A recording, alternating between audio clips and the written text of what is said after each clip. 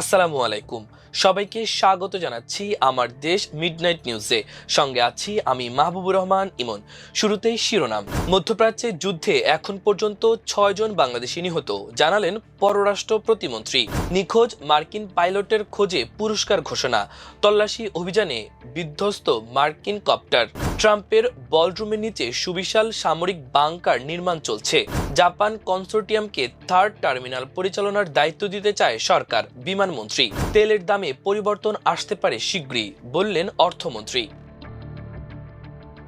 শুনছিলেন সংবাদ শিরোনাম, এবার বিস্তারিত। মধ্যপ্রাচ্যে চলমান যুদ্ধ পরিস্থিতিতে এখন পর্যন্ত ৬ জন বাংলাদেশি নিহত হয়েছেন, যার মধ্যে ৩ জনের মরদেহ দেশে এসেছে বলে জানিয়েছেন পররাষ্ট্র প্রতিমন্ত্রী শামা ওবায়দ ইসলাম।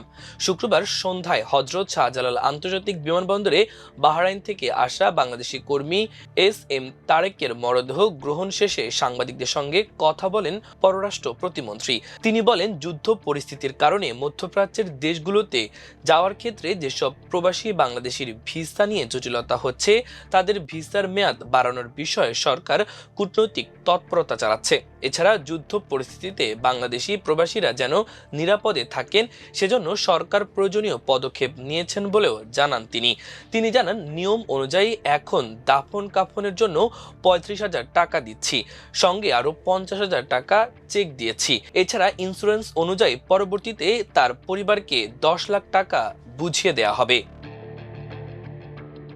ইরানের ভেতরে একটি মার্কিন F-35 যুদ্ধবিমান ভূপাতিত হয়ে ২ মার্কিন পাইলট নিখোঁজ রয়েছেন বলে দাবি করেছেন ইরানি মিডিয়া।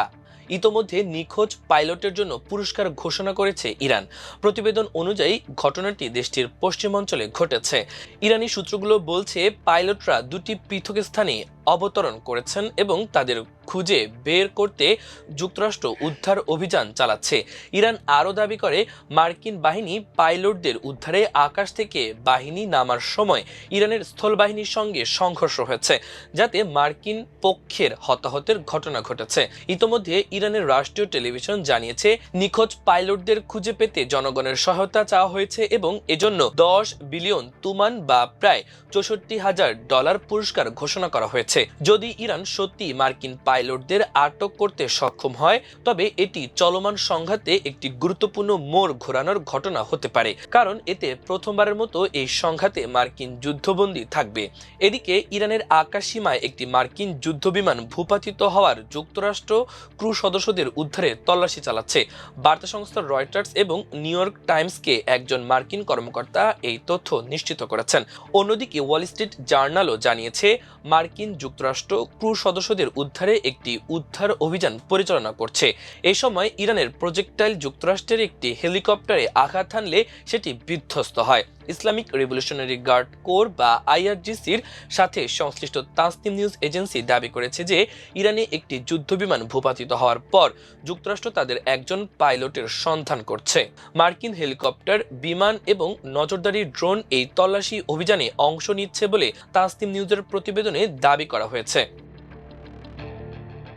জরুরি পরিস্থিতির জন্য নির্মিত একটি ভূগর্ভস্থ স্থাপনার কথা সম্প্রতি সামনে এনেছেন প্রেসিডেন্ট ডোনাল্ড ট্রাম্প। হোয়াইট হাউসের এক সময়কার ইস্ট উইং এর নিচে ছিল স্থাপনাটি। সাধারণত এ ধরনের স্থাপনার বিস্তারিত তথ্য গোপন রাখা হলেও নিজের সংস্কার কাজের যৌক্তিকতা প্রমাণে তিনি স্থাপনাটির বিশদ বিবরণ দিচ্ছেন। যদিও $৪০ কোটি ব্যয়ে প্রেসিডেন্ট ট্রাম্পের পরিকল্পিত বলরুমটির ওপরের অংশ নিয়ে জনমনে ব্যাপক কৌতূহল রয়েছে, তবে এর ভূগর্ভস্থ অংশটি প্রকল্পের সবচেয়ে জটিল ও ব্যয়বহুল অংশ হতে পারে বলে মনে করা হচ্ছে। বেশ কয়েক সপ্তাহ ধরে সেখানে শ্রমিকরা খনন কাজ চালাচ্ছেন। মূলত প্রেসিডেন্সিয়াল ইমার্জেন্সি অপারেশন সেন্টার বা PEOC ভেঙে আরও বড়, উন্নত ও গভীরতর কিছু নির্মাণের লক্ষ্যেই এই তোড়জোড়। দ্বিতীয় বিশ্বযুদ্ধের সময় জরুরি পরিস্থিতির বিষয়টি মাথায় রেখে প্রেসিডেন্ট ও শীর্ষস্থানীয় কর্মকর্তাদের সুরক্ষায় এই বাংকার নির্মিত হয়েছিল। ২০০১ সালের ১১ সেপ্টেম্বর সন্ত্রাসী হামলার পর তৎকালীন ভাইস প্রেসিডেন্ট ডিক চেনিকে দ্রুত এখানে সরিয়ে নেওয়া হয়। পরবর্তী সময়ে প্রেসিডেন্ট জর্জ বুশ ও তার জাতীয় নিরাপত্তা দলও সেখানে যায়। সরকার জাপান কনসোর্টিয়ামকে তৃতীয় টার্মিনাল পরিচালনার দায়িত্ব দিতে চায় বলে জানিয়েছেন বিমানমন্ত্রী আফরোজা খানম রিতা।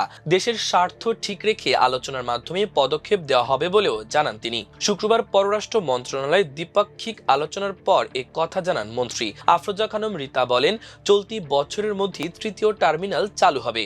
ওপেন টেন্ডারের প্রয়োজন নেই, তবে আরও আলোচনার পরই সরকার চূড়ান্ত সিদ্ধান্ত নেবে। দুপক্ষের আলোচনা আরও চলবে।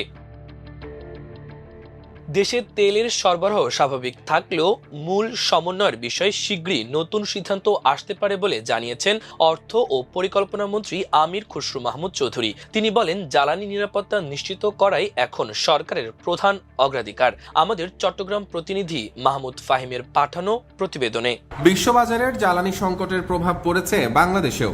এই সংকট মোকাবেলায় বাংলাদেশের প্রস্তুতি নিয়ে অর্থ ও পরিকল্পনা মন্ত্রী আমির খুসরু মাহমুদ চৌধুরী বলেন, অনেক বেশি দামে জ্বালানি কিনতে হলেও এর নিরাপত্তা নিশ্চিত করতে হবে। তবে চাপ পড়ছে সরকারের তহবিলের ওপর। আমার জ্বালানির নিরাপত্তা নিশ্চিত করতে হবে, যদিও অনেক বেশি দামে কিনতে হচ্ছে এবং এটা বাংলাদেশের তহবিলের সরকারি তহবিলের উপর বিশাল চাপ সৃষ্টি করছে। কিন্তু আমাদের কোনো অপশন নেই, কারণ আমরা জ্বালানির নিরাপত্তার উপর কোনো ধরনের কম্প্রোমাইজ করতে পারবো না। যেটা সমস্যা হচ্ছে, এই যে উচ্চমূল্য তেল গ্যাস কিনে এটা আমরা কতদিন চলতে পারবো? এটা তো সরকারি তহবিলকে প্রতিনিয়ত ক্ষয় করে ফেলতেছে। শুক্রবার কোরিয়ান ইপিজেডে ইন্ডিপেন্ডেন্ট ইউনিভার্সিটির শিক্ষার্থীদের স্কলারশিপ প্রদান শীর্ষক এক অনুষ্ঠানে সাংবাদিকদের প্রশ্নের জবাবে এই কথা বলেন তিনি।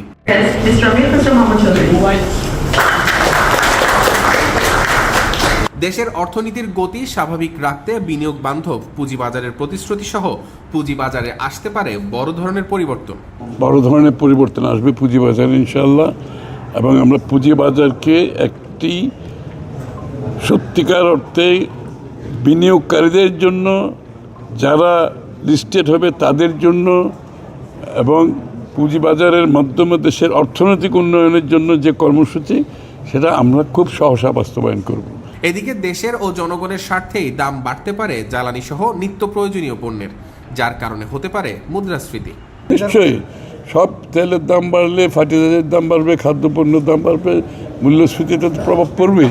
এটা তো বাংলাদেশে বরঞ্চ অনেক ভালো আছি আমরা। জ্বালানির মূল্য নিয়ে খারাপ হয়েছে, এটা আমরা সিদ্ধান্ত নিতে যাচ্ছি সহসা। মাহমুদ ফাহিম, আমার দেশ, চট্টগ্রাম।